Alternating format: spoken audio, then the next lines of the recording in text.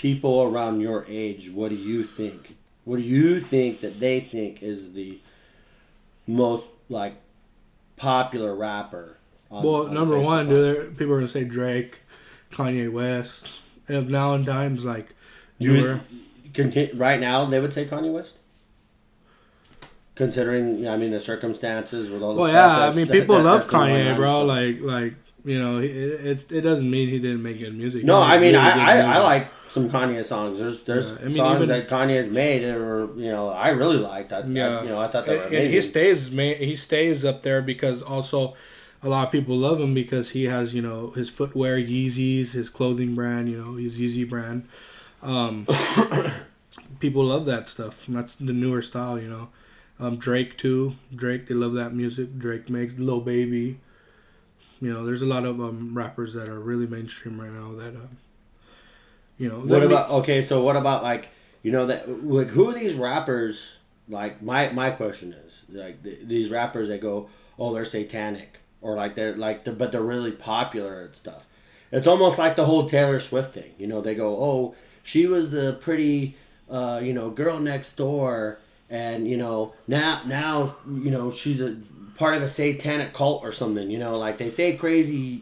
I just hear crazy things. theories. I don't listen to Taylor Swift personally. I don't listen to her music. I mean, I'm sure I've probably heard her songs before.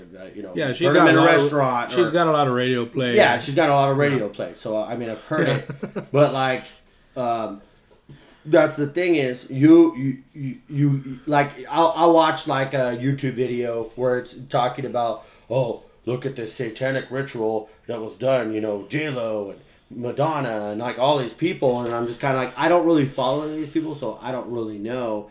But like I know that there's like some rapper out there, and they're saying like he has just blatant satanic symbolism in his concerts. So I mean, like I said, I'm pretty sure you're talking about Lil Uzi Vert.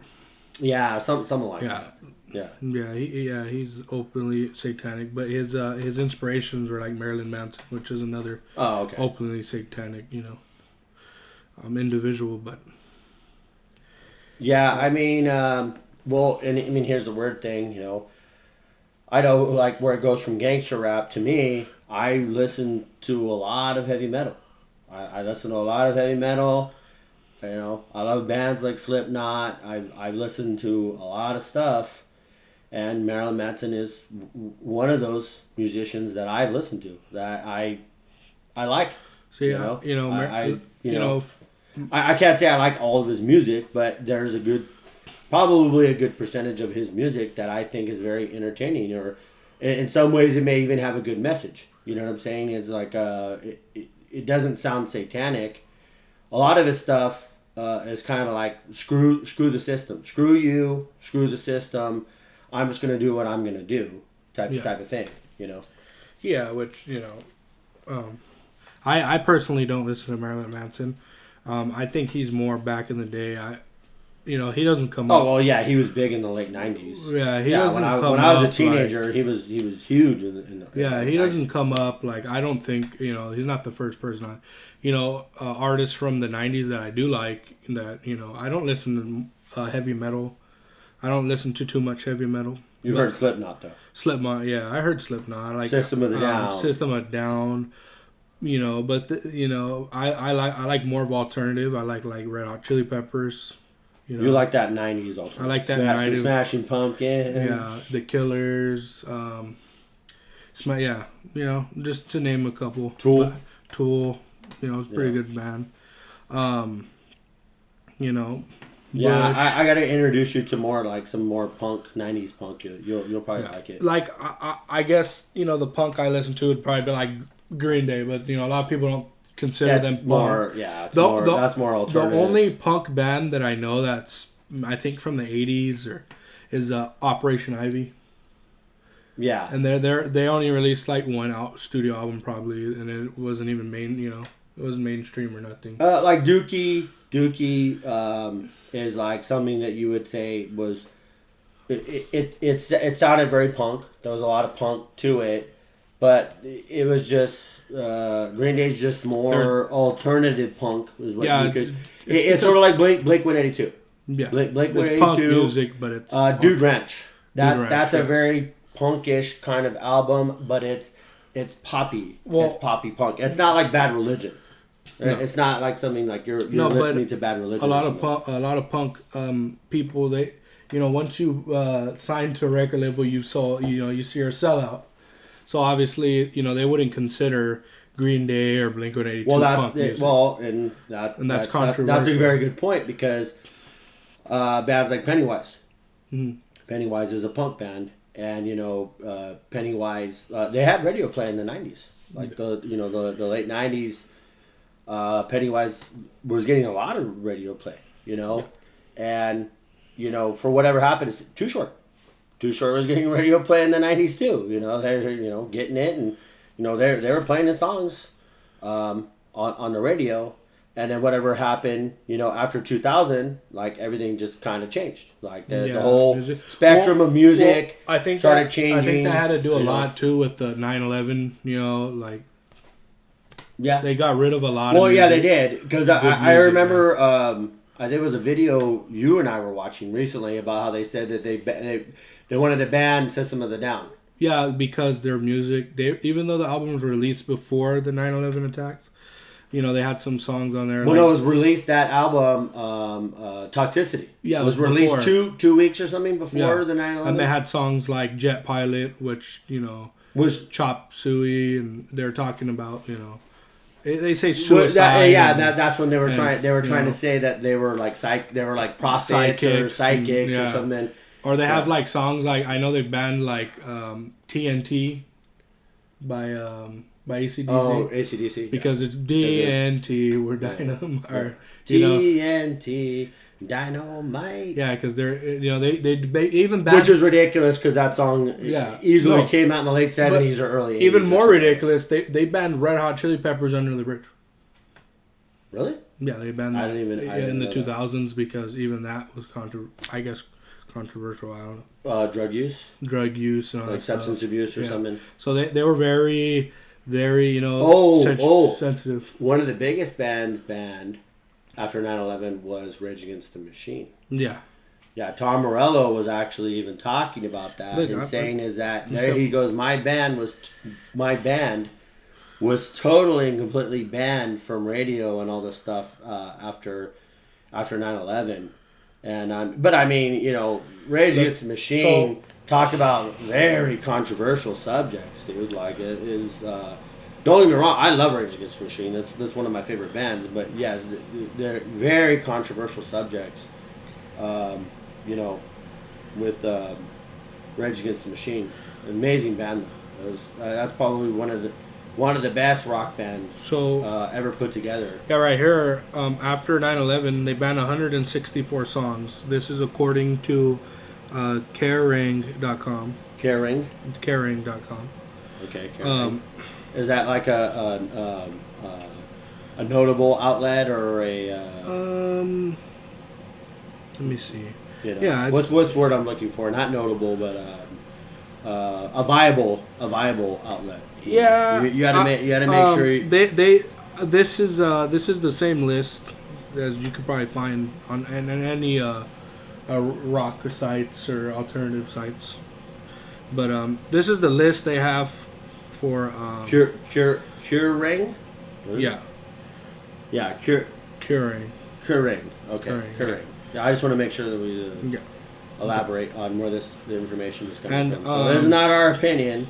No, these are the songs that were banned. Kerrang. I'm gonna name a couple because there's 164. Just name a few. I'll name some popular bands. Just name a few. They got 3 Doors Down, Duck and Run. Interesting. So they got a lot of AC/DC on there. Okay. They have. They got. Alice in Chains, Rooster, Sea of Sorrow. Change, Beastie Boys, The Beatles. Really?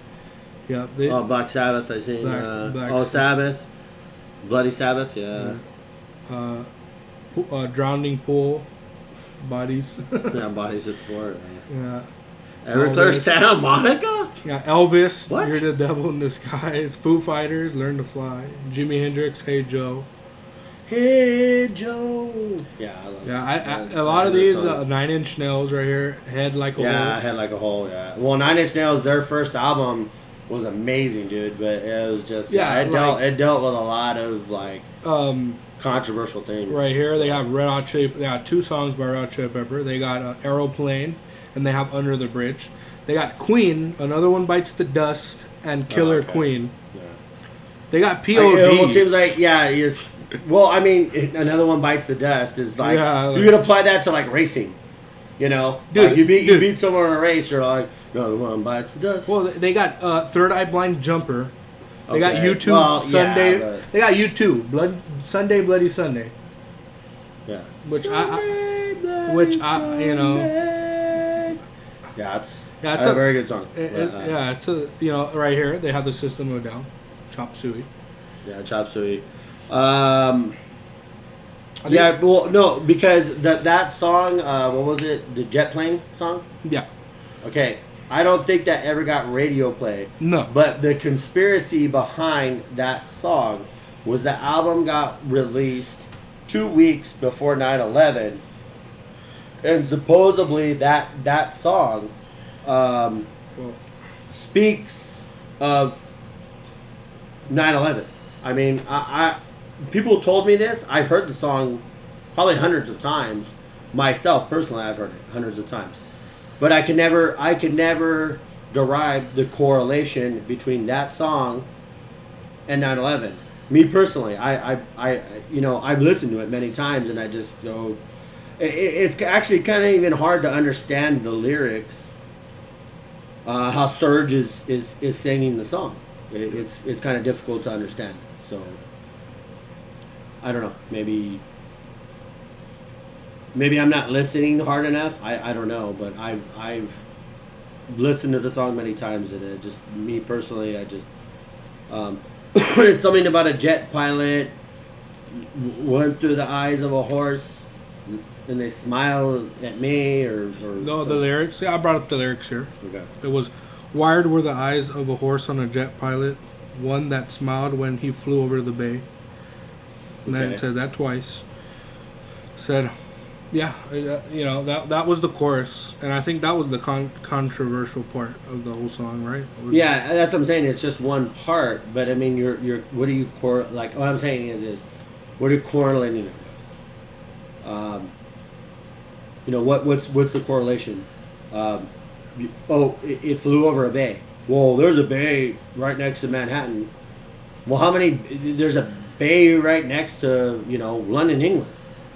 I mean, how many bays are there next to any object that you could associate that with? It's almost like a Nostradamus effect.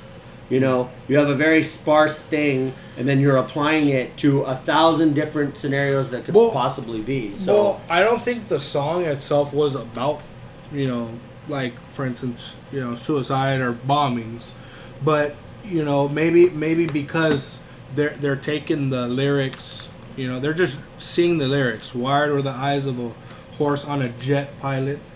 When they smiles, they flew over the bay. So they're thinking, oh, well. That's why I always heard the lyric, but I'd just be like, how does that connect to 9/11? Correct. What is the association? Yeah. I think it's more coincidence than that the System of the Down literally, that was 100% a prediction of 9/11.